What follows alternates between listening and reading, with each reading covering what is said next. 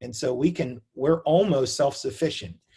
Donors give to those types of projects. And so, look at your programs and think about just different things that you can do to augment them with alternative funding ideas.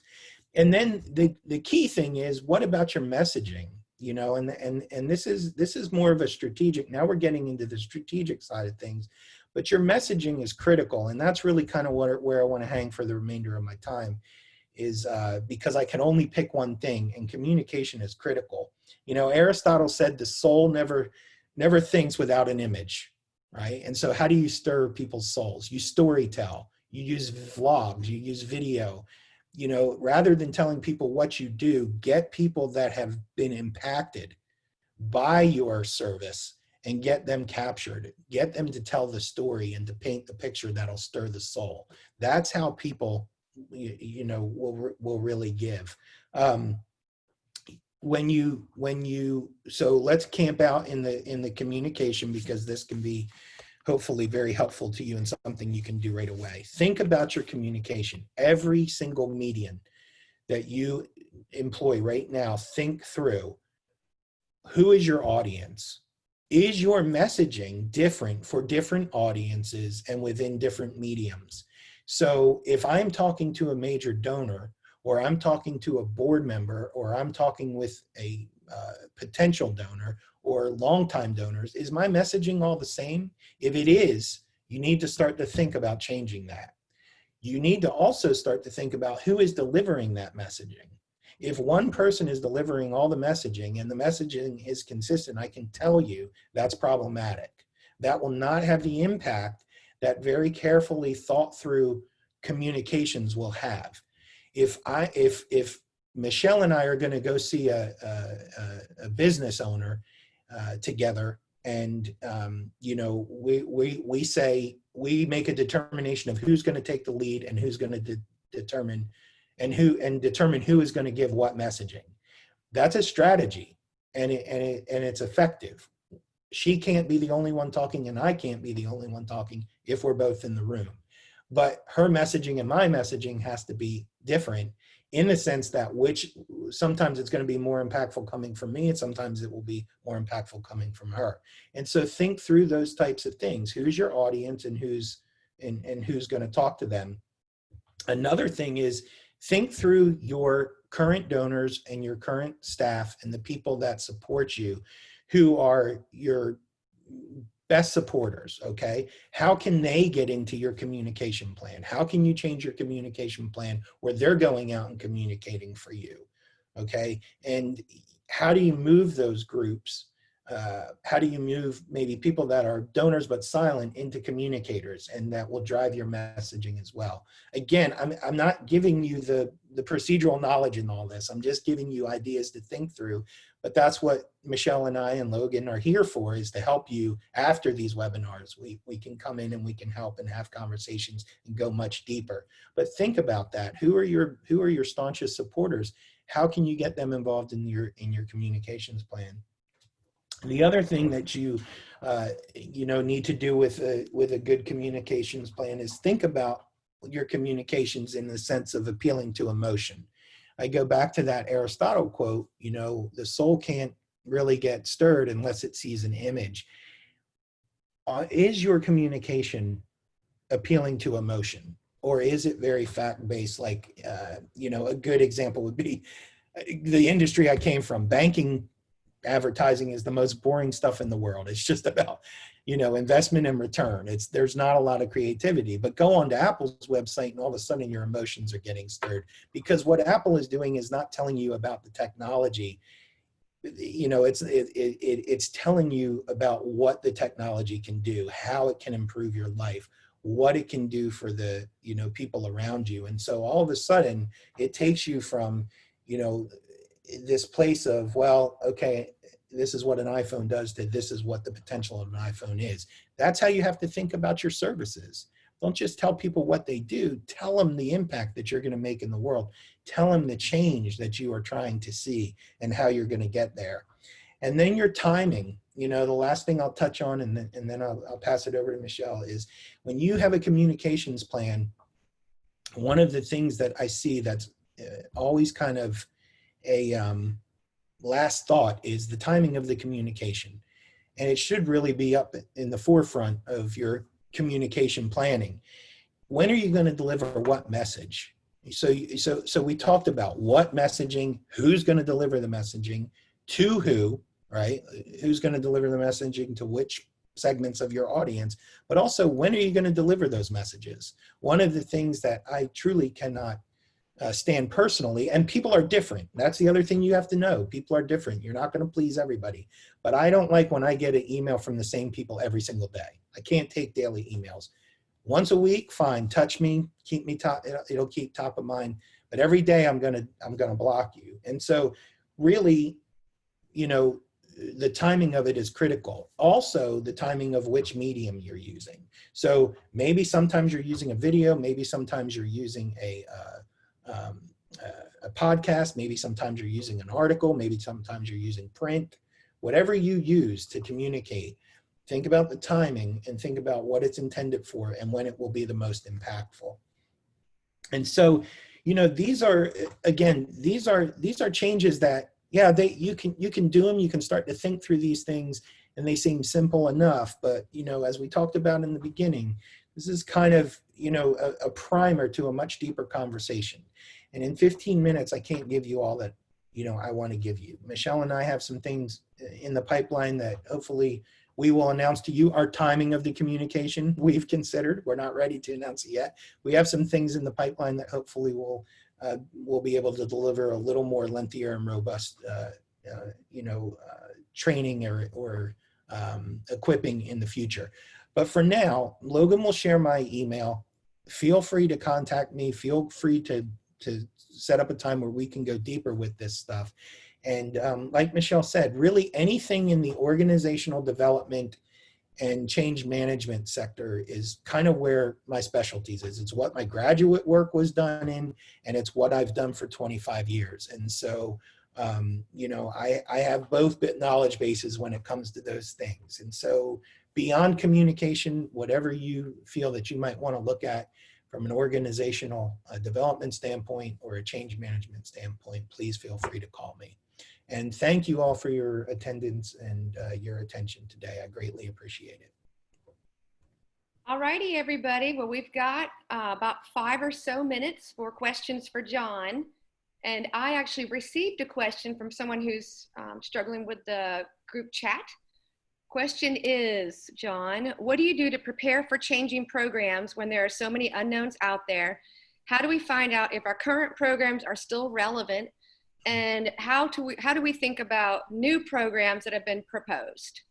Okay, so that's a good question, and that's there's a lengthy answer in that. So whoever asked that, please email me and let's set up a call. But I will tell you this: you make a very good point, and you ask a very great question.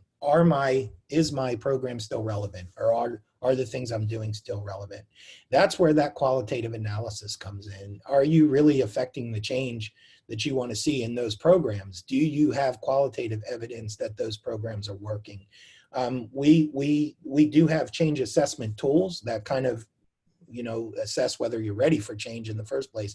But when you're getting into the nuances of the programs and things you want to change, that's one of the things that you can do is take a qualitative analysis. And so we can help you with assessments or ways to look at that. What was the last part of the question? I'm sorry, Michelle, read that again. That's okay. How do we find out if our current programs are relevant and propose new programs, something that perhaps a board member says, hey, you should be doing this, or a staff person? Right. Okay. And so with the proposing the new programs, that's where that change readiness assessment comes in. First of all, you have to look at that program. I always say ideas and you know, changes are like wine sometimes. They have to sit on the shelf for a while to mature. And so don't discount a change just because you're not ready for it.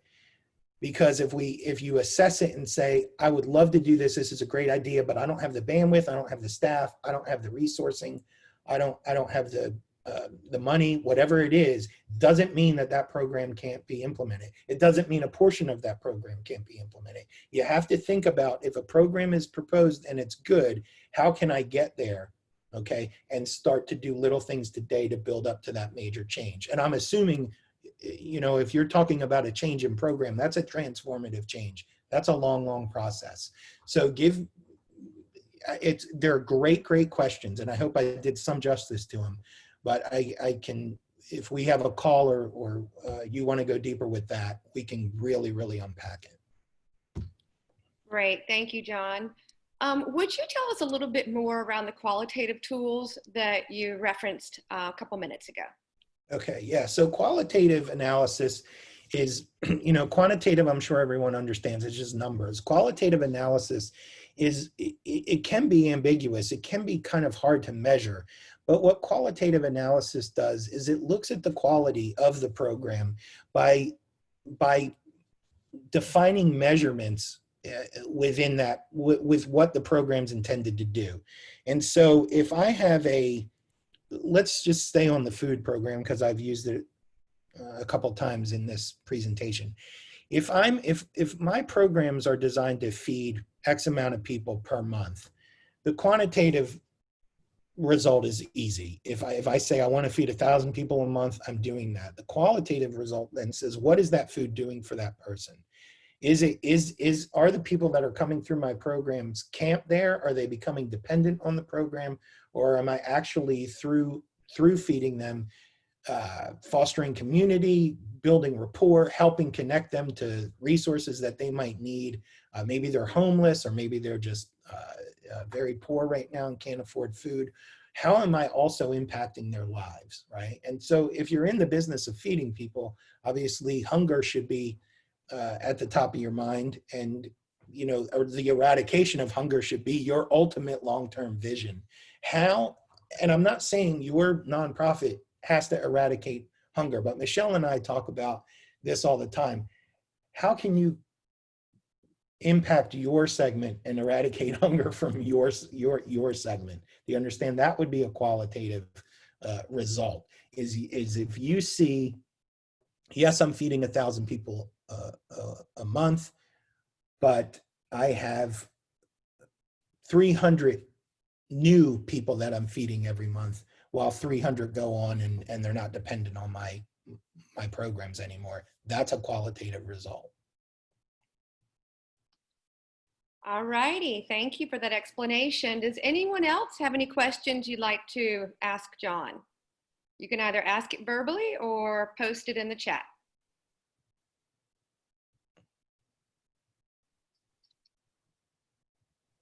All righty, folks, let's go ahead and move on. If you do have a question that pops up, John will be on the call with us till noon today and a few minutes afterwards, and we can address it then.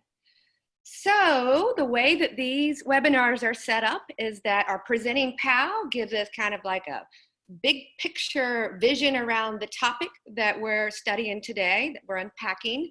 And my role is to generally talk to you around more practical strategies and tactics. The way that we have done that through all of our webinars, I'm getting ready to share my screen, is through a worksheet. The worksheet addresses the topic area through 3 lenses. The first is leadership, the second is vision, and the last one is impact. So, uno minuto, let me pull it up. All righty, can everyone see my screen, I hope? Give me a thumbs up if you can see it. All righty, coolio. Give me a moment, there we go. Okay, so our topic today, change readiness. Is your organization positioned well to attract resources that support broader change?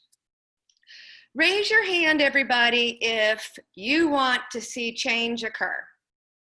Somehow, some way, you want to feed more people. Perhaps you want to broaden the geography in which you support people.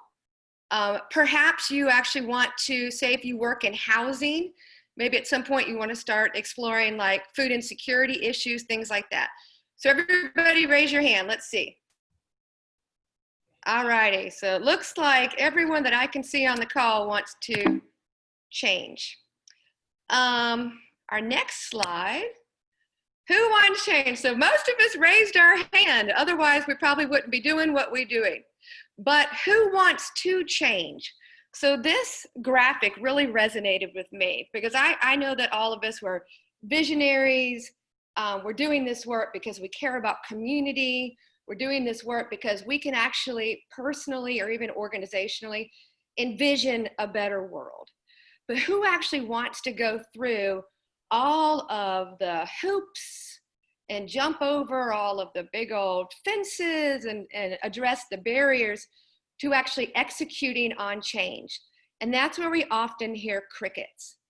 A report that I read from the Human Capital Institute said that 80% of leaders feel that we're in a constant, perpetual change. Things are always changing. Things don't stay the same. And an even higher percentage of those that responded to this survey said that most of those change management opportunities fail. So there was something wrong with leadership. There was something wrong with how it was rolled out. There was something wrong with where they actually tried to execute on that change. It could be any number of things that would have caused that initiative to fail. And so what John has done today, at, again, very high level, is address your organizational change readiness. And so I'd love for people just to kind of quickly speak up. But when we're talking about organizational change, who is involved with that change?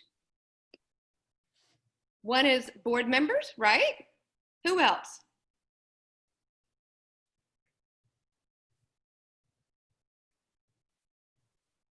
Who else? Staff. Thank you. Okay. Who else? The people you serve. Yes, ma'am. Absolutely. Who else? Funders. Oh my goodness, yes. They resource that change in most cases. What else? Donors. Oh, thank you, Asif. Donors, Jake and Nina, executive, community leaders.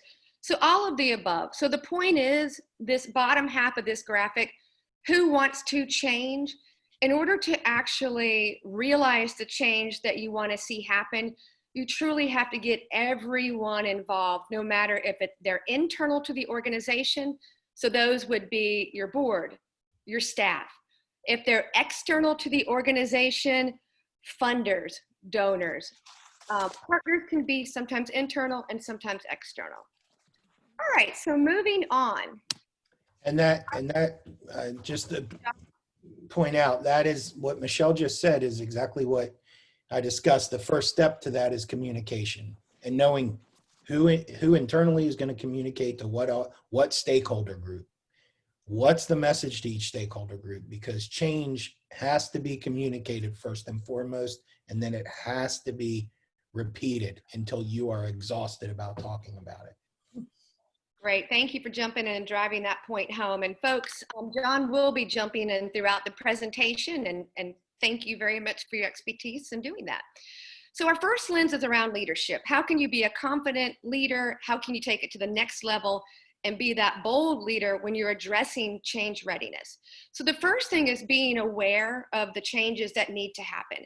In order to be aware, you want to involve all stakeholders, but initially you do really want to work with your team and those internal stakeholders. You need to recognize the challenges in your current situation. And so perhaps you're struggling to, especially during the times right now, perhaps you're not able to deliver the services to your constituency because you're having to do everything virtually, or you're not able to go to people's homes, etc. And then you have to also recognize the challenges in a future situation. What's that going to look like in Q4 of this year, say November? What's that going to look like in 2021? The secondly is understand what is trying to be achieved. When you're really starting to address, am I ready for change?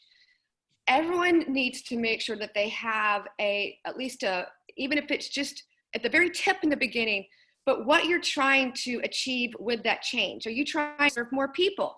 Again, are you trying to serve a broader audience? What is it you're trying to achieve? And is that relevant right now?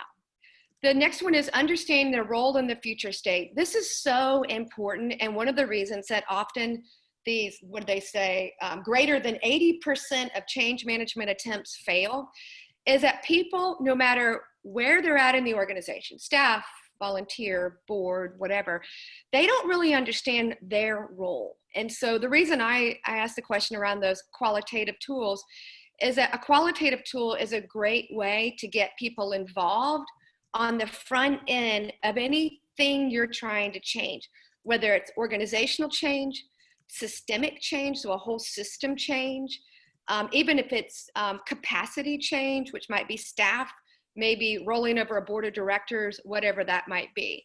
And so you want to make sure, again, that a qualitative tool that a lot of folks use are like key stakeholder interviews. Those are great opportunities just to really kind of get a better understanding of behaviors and attitudes around a change. And a quick little note of caution is that often people think that because you think internally that, man, we need to be doing that program. The current program we're currently doing is stale, but we need to do that program.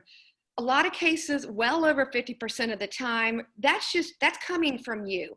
And so and again, it's not like you're trying to mislead your organization, but again, that's just what you see in your siloed space, is that really in order to really truly get an understanding of what actually needs to happen, what needs to change, is you really want to get more voices at the table and more perspectives.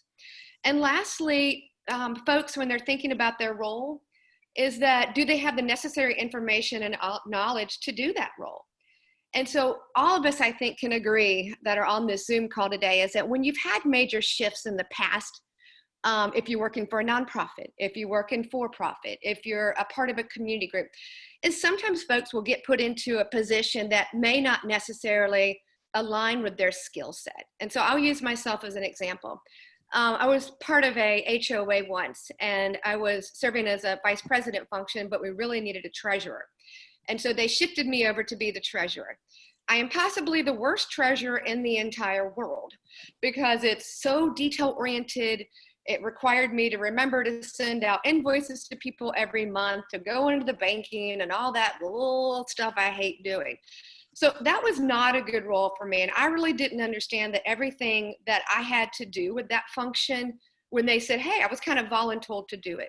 And so truthfully, I didn't do a very good job. And I ended up about a year later transitioning to a different role that I did have the knowledge and the skill set to be successful at. So that's an example. And so on our webinars, folks, when we're talking through this worksheet, we always talk about being a confident leader. And again, taking it to that next level, which is being that truly bold leader.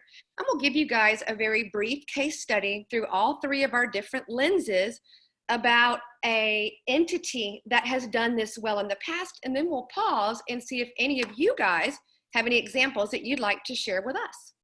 So a group that I had the pleasure of talking to a couple of months ago is Community Farmers Market. Is anyone on the Zoom call today ever heard of Community Farmers Market? Nope. All right, Community Farmers Market is an awesome organization in Atlanta, and they have got several farmers markets throughout the region. They've got a couple downtown in Decatur, et cetera. I want to say they might have about 4 or 5, maybe even 6 different farmers markets. But when the coronavirus pandemic hit, the way that their model was set up was a traditional farmers market where people showed up on the designated day at the designated time. So the stakeholders that were involved were, of course, the farmers, the organizational representatives, those that were shopping for the produce and vegetables and things like that, volunteers that are associated with the community farmers market. And when coronavirus hit, they realized that they couldn't do that anymore. They couldn't have an in-person farmers market. And so they brilliantly and strategically, with a strong sense of urgency, changed their model. What they did instead is they set up a platform online where you could order what you needed. And then they organized a pickup that was socially distant and safe for everybody involved. And then where they could pick up their produce and then go and deliver it, whether it be other nonprofits, shelters, people's homes, et cetera. And so again, this was a super fast shift. What they ended up learning is that, one, the farmers absolutely loved it. They didn't have to put all of their produce into the trucks and drive it there on that one single day. They could do it throughout the week. Again, brilliant. So there was a lot less waste. Two, it was more flexible for the folks that were shopping at the farmers market. They didn't have to show up on that same day. Thirdly, which is what we're talking about so much through this entire Company Convo series, it's around fund and resource development, is they actually started attracting food funders. So funders in our region and nationally who support food-related issues and challenges. And so that was pretty awesome. And again, kudos to their board of directors and their staff and their volunteers for getting together and becoming aware of this urgent needed change, quickly executing on it. And they ended up being what you would call it, like a trifecta win, a win-win-win for everybody. So let me pause. Does anyone have a story that you would like to share with us about a change that you have made that went well, that was driven maybe by your board of directors or your staff? And then on the flip side of that, if you have the courage, is there a change that you tried to implement that maybe perhaps didn't go well?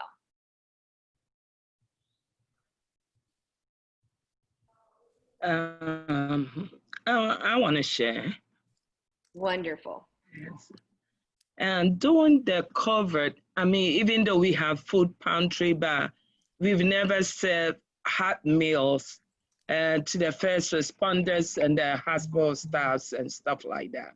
It was a big thing for us. It was a big thing actually for the board when I was talking to them about it, like, how you doing that, what money and all that. But lo and behold, it's been just a joy just to see that you can take hot meals to about 100 nurses and staff, and the joy and the encouragement that they give them. It was really great. It was something that I really never thought that we can do that, but it's been really successful and it's been great. And I really want to share that. Thank you. I appreciate you elevating that. Did I hear someone else try to chime in? I thought I did. If not, I'll move on. Y'all let me know. Before you move on, Michelle, let me just add one more thing. As you're looking at this change awareness slide, and we just heard the story about the pivot that was made. Again, I'm harping on this because Michelle mentioned twice now, 80% of all change initiatives fail. And if you look at peer-reviewed research and the real data about why they fail, it's because of breakdowns in communication. Everything that's on the slide has to do with communication. Do people understand what's trying to be achieved? That's done through communication. Does everyone understand their role in the future state? That's done through communication. So I'm going to continue to harp on that, but look how the dots connect. All right, do they have the necessary information? If CFM, if Communities Farmers Market wasn't effective in their communication, many people wouldn't know about the change. They would just think, I can't get my farmers market anymore. But they pivoted to online, and that had to include a communications campaign.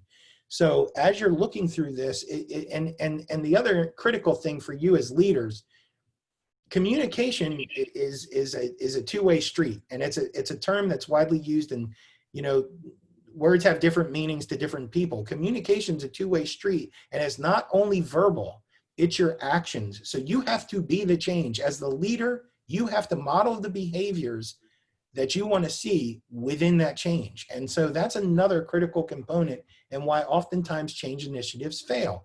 We have a good intention, we know what we want to change, and then we do the opposite of what we say as a leader. And so our people will follow our example more than they'll follow what they say. So, keep that in mind as Michelle works through this. All righty. Thank you, John. Let's go ahead and move on. So next we're going to look at change readiness through the lens of vision. So with all of our change initiatives, we want to make sure that we align with allies. And the allies, in most cases, are your external stakeholders. We elevated a couple of those categorically earlier. So they could be donors, funders, partners, etc. Very important early on is to make sure that any of these stakeholders that want to align with you, the organization that is driving the change, if you're a collaboration that's driving that change, so that you make sure that everyone that's part of that collaborative or collective is on the same page. But you want to make sure that these stakeholders see value and align with the proposed change. And so, for example, if you're proposing, say you're in, affordable housing, and you're proposing that you would like to pivot or shift over and start doing work around homelessness, although they are connected, but specifically more leading through homelessness, is you want to make sure that everyone that's on board as part of your collaborative or partner of your organization believes in that change. Because if they don't, they could sabotage the success of that change, and you want to be careful with that.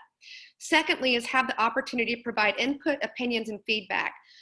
We talked about this on the last slide. John elevated this, and then I also asked a question about that. And again, to just nail down his point a little bit further, is that communications. A way that you keep that communications two ways, so it's this direction and this direction, not only one direction, which we all know government has that issue with, is we want to make sure that we provide a platform, a space, some kind of mechanism for folks to be able to provide their input, opinions, and feedback. So for change to happen, and even for you to even initially address, are you ready for change, is you really need to truly understand what people are feeling and how they're feeling about that proposed change. And again, go ahead, John. And I want to add something to that. And this is a deeper conversation, but this is why you guys can contact us. Have the opportunity to provide input, opinions, and feedback. That will only happen in a psychologically safe space. And as a leader, you need to create those spaces.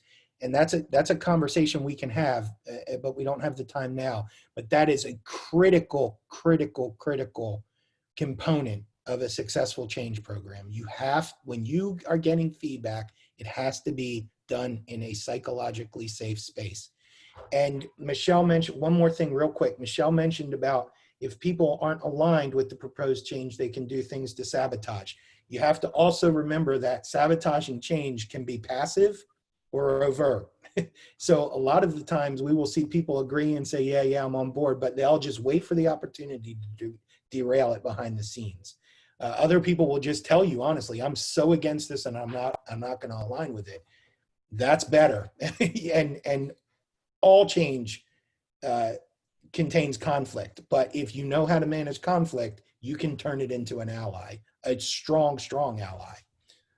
Go ahead. Hey, John, can you explain a little bit about a psychological safe space? I think I get it, but can you break it down a little bit? Yeah, psychological safe space is simply that you're everyone that's involved that's going to give input, opinions, and feedbacks knows for sure that there will be no negative backlash for doing so. That's the simple, real easy version of what a psychological safe space is. Thank you, John. Good description. Our third bullet is the same as the last slide. We're talking about the team and internal stakeholders. This one for your external stakeholders, you want to make sure that they understand their role and their expectations for exactly what John just described, to make sure that it isn't sabotaged. And again, a way of doing that is making sure that you're providing this psychological safe space for people to feel comfortable talking about their feelings or their opinions. Lastly, one of my always all-time favorite things ever to talk about are stakeholders. Are there any missing or unusual stakeholders that need to be a change ally? And sometimes folks, and oftentimes truthfully, is that the folks that we initially think of to become our allies in any kind of initiative, new program, to support our organization, if you're forming a collaborative, whatever, are generally who has already been at the table, right? They're people we know, they're people we're comfortable with. Perhaps we go to lunch with them, we see each other at conferences, whatever. Sometimes you really need to think about those unusual stakeholders. And so if you're running a very progressive organization, you might kind of lean left. Sometimes you want to think about a stakeholder that maybe seems very, very conservative. I'm thinking of a whole lot in my head right now. I'm not going to lift it up here today because I don't to do that and be disrespectful of other entities. But there are a lot of opportunity there for, especially when you think about running a nonprofit organization and then corporate America. A lot of times people are thinking, oh my goodness, there's no way that that company would ever align with what I do, because they seem super conservative, or you don't think that they care about maybe your equity issue, or they might not care about homelessness. But remember that all of these external entities, so if you think of like a Cox Enterprises, they're populated by people. And so if you really want to encourage your change being about people, for people, and with people, you want to make sure that you include everyone, even if they seem outside of that, in your change. So Cox is an entity, but there are thousands of employees. All right, so with vision, we looked at it creatively at our allies. And now I'm going to think about an organization that has been very innovative in attracting change allies. And for those of you that have been on these calls, you've heard me talk about this organization a lot. I have been working with them for 5 years now, but it's Partnership for Southern Equity. And PSE, when they first started, they had 4 different issue areas. One of the issue areas that they decided to pivot to early on was around energy equity and climate justice. And so the CEO, the Chief Equity Officer, was incredibly brave and really decided to tackle this. So he did what he did on the first slide, is that he really became knowledgeable around energy equity and climate justice issues. And then he started attracting kind of the usual partners to that initiative. And then what was incredibly brilliant is that he is he's very much out there. He attends a lot of conferences, he does a lot of keynotes, he does a lot of presentations, etc. But he really started appealing to unusual stakeholders. And what they ended up resulting in for Partnership for Southern Equity was tons and tons and tons of national funders. Literally in the millions in the course of a couple of years. It was amazing. MacArthur Foundation came on with $1 million gift. And MacArthur Foundation had already been kind of conservative in the past. And when they were able to attract MacArthur, what do y'all think happened? It ended up attracting Kresge Foundation, ended up attracting a whole bunch of other funders that really were on board with Partnership for Southern Equity. And the Chief Equity Officer, since the very beginning, it's just innate in his personality, is amazing at developing relationships. And so he developed the usual relationships, those that work on behalf of climate justice and energy equity, but he also was really to kind of go out that next concentric circle and work with stakeholders that would not normally be someone that you would consider to be a part of that. All right, let's go ahead and move on to our third lens, which is impact. And so with impact is again, we're thinking about change readiness. So impact means that yes, we think we have the ability to move forward and progress with that change. And so with this one, this is your team involved with this, and this is all of your stakeholders, internal and external. First and foremost is everyone on board with your shared vision for change. You need to make sure that you provide that space to make sure that every person, every organization, every funder gets it and why you're doing that and why that actually is going to move the needle on something that is going to maybe fill a gap, serve a need, whatever that might be. Secondly is that, do you have the appropriate resources to support the proposed change? If you do a good job with making sure that everyone has that shared vision, ensuring that communications is consistent and holistic, ensuring that people have an opportunity to provide feedback and insights and opinions, is that your resources, the funds, and then other resources will follow, because people buy into vision. They buy in, all of you guys are organizational leaders. They buy into your vision. So it's super critical that you make sure you lead with that. Thirdly, we've talked a ton about this, have a learning and growing space to shape the change. And so keep in mind that as you're determining if you're ready for change, certainly have that learning and growing space. But when you're executing on the change, that space doesn't go away. And in theory, that space continues to grow and evolve. Lastly, is have a mechanism in place to monitor, reinforce, and perpetuate the change. And so as you're progressing, as you're going, once you've determined that you're ready, you're launching this change, you're progressing through it, you need to make sure that you establish bright spots, which I'll talk about with Learn for Life. How are you monitoring the change? Are you seeing some of your outcomes move and shift? Are you feeding more people? Were you able to effectively expand your footprint?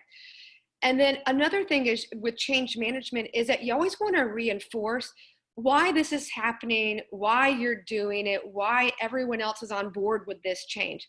And lastly, you want to make sure that there are mechanisms in place to perpetuate this change, that you continually have a pipeline of new partner, new customers, new constituents, new staff members, whatever that might be. And so with the last two slides, we looked at our changeability being very collaborative in nature.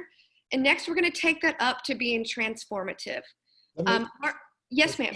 Sorry, before you go on, let me just add something. So what Michelle just said, I want to move through this quickly and give you some other points on change management. First, in the military, there's a saying, no battle plan survives engagement with the enemy. Right? You broke up. What's that? What's that? Can John, you hear me? your audio, can you hear me? Yeah, can you hear me? Me? I can hear you, John. Can you hear Okay, me? go for it, Okay. yeah. Okay. So what I said was, when you approach change management and a change plan, there's a saying in the military, no battle plan survives engagement with the enemy. And what that means is once you put that change into place, it's going to change. These have to be malleable. You have to anticipate that. Michelle talked about create a shared vision for the change. I'll tell you this, you're not going to get everybody on board. There's going to be naysayers, there's going to be people that sit on the fence, and there's going to be early adopters. But what Michelle is saying is create that shared vision. You can move people from naysayers to fence sitters, and from fence sitters to adopters, and then your early adopters are who your change champions are. That's where you reinforce and perpetuate the change. That's where I said you need to talk about the change until you are exhausted, and then continue to talk about it. That has to be reinforced. Michelle's making a very, very good point. And again, the resources, from build a deck, right? Build a deck in your backyard. You have it's going to cost you $9,000, and in the end, it costs you $15,000. You're going to have to anticipate these things. And so that's where the learning and growing space to shape the change is critical. You're going to learn and grow as you go along, but it doesn't mean you stop the change. You continue the change, you learn and grow, you pivot, you anticipate. So again, going into change with that mindset, as many minefields as you can define, the better, the smoother it will go. But know that it's going to happen. Know that your change, the way that you envision it, the way that you see it implemented, and the way that you see it perpetuated is not going to be the way that it actually occurs. Alrighty, thank you, John. We've got about 3 minutes left, so I'm going to very quickly talk about Learn for Life, and then we'll have a little bit of time for questions, and anyone who would like to stay on past noon, please do, because we will be here for you. So Learn for Life, very quickly, it is Metro Atlanta's partnership around education. What they did that was so transformative is that they started pulling together education-related nonprofits, corporations that supported education, other collaboratives, et cetera, around some of what they call bright spots. So areas that education has historically really struggled in. So getting kids into college, transitioning kids from pre-K into education, so kindergarten readiness, et cetera. And so all of these were data points, and they were looking at how we were able to move the needle through 6 different data points. One thing that they did that to me was very transformative, and this might surprise you guys on the webinar today, is that prior to Learn for Life, the education system, so all of the different school districts in Atlanta, had never actually worked together before in the history of Atlanta. So Gwinnett never worked with APS, APS never worked with Cobb, et cetera. And so that was very transformative in nature. It's bringing together all of these different school systems to really think about how we can improve education outcomes for, and they call it really from cradle to career for our region's youth. So again, very transformative, great organization. All right, so in 30 seconds, I'm gonna give you guys a couple of little thoughts and then toss it to Logan super duper fast, and then we'll be ready to rock and roll with questions. Our next webinar is coming up in July. It'll be around data-driven decision-making. I'm very excited to say that Tommy Pierce with Neighborhood Nexus is going to be our presenting POW. He is a super good friend of mine, and I am a huge supporter of community data and how that can really help nonprofit organizations, neighborhood-based organizations, collaborative, attract more funding, is being up to speed with the data around the issue areas that you work in, and also really help you to tell your story. We have talked a lot about communication through these webinars, and super important when you're communicating is to make sure that the data that you weave into your messaging makes sense and it aligns and also positions you in the best light that you can be positioned, and that one, you're just honestly giving accurate, up-to-date data about your organization, but also around the area that you work in. John alluded to this earlier. In July, we're going to, I guess, pull the curtain up on some changes that we're going to make to our webinars. I'm incredibly excited about it. It has been so much fun doing these comfy convos with you guys. And we, of course, ourselves have been learning and evolving around our presentations and how we deliver this information to you. And so, again, we're super excited to launch that initiative in July. Logan, let me quickly toss it to you to do your comms update, and then we'll be ready for Q&A. Awesome. I just want to say that that was super, time relevant and informative, and I got a lot out of it. So thank you guys. I also want to say to the people here, if you are interested in attending our next webinars, you can always keep up to date with our events at npvoicellc.com/events. And also follow us on our various social media accounts. We're always sharing really great resources with you guys. And you'll get the latest updates on our events. So we're on Facebook, Instagram, Twitter, and LinkedIn. We have a brand new LinkedIn page. So please follow us. We'd be excited to connect with you on there. And I will post my email address again in the chat box. It's at the top, but I'll just post it again. If you have any questions about anything or, need past recordings, they're on the website, but I can send those to you as well. So please reach out to me if you have any questions. Thank you. All righty. Thank you all for joining us today. We are 2 minutes over, but that's not bad. But John and I and Logan will be here for anyone who has questions. So thank you again. I hope to see you all in July. And I'm actually going to stop the recording. So if you do want to ask a question, but don't want it broadcast over the internet, I hope you will feel safe in a psychologically safe space to do that. For those that jump off, thank you again. Great to see so many familiar faces. Enjoy your summer. I love you all. Take care. I'm still waiting for John's email.